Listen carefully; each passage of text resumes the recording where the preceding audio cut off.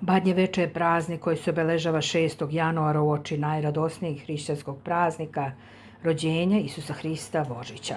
Badnji dan, a potom i veče, najavljuju Božić, dan kada se rodio Sin Božji Isus Hristos. To je i posljednji dan Božićnog posta, koji vernici drže 6 nedelja. Tada je porodica na okupu, a na trpezi se nalaze postna jela, koja često imaju i određenu simboliku. Sveća gori do kasno u noć.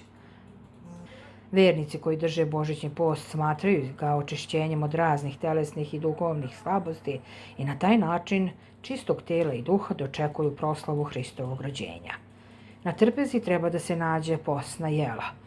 Možete pripremiti što god želite, ne morate se baš držati tradicije, ali bitno da je postna trpeza, bitno je da je pripremljena sa ljubavlju i bitno je da je srce puno vere i ljubavi prema bližnjima. Neka vam je srećan badnji dan, badnje veče i sutrašnji praznik. Rođenje Hrista Spasitelja.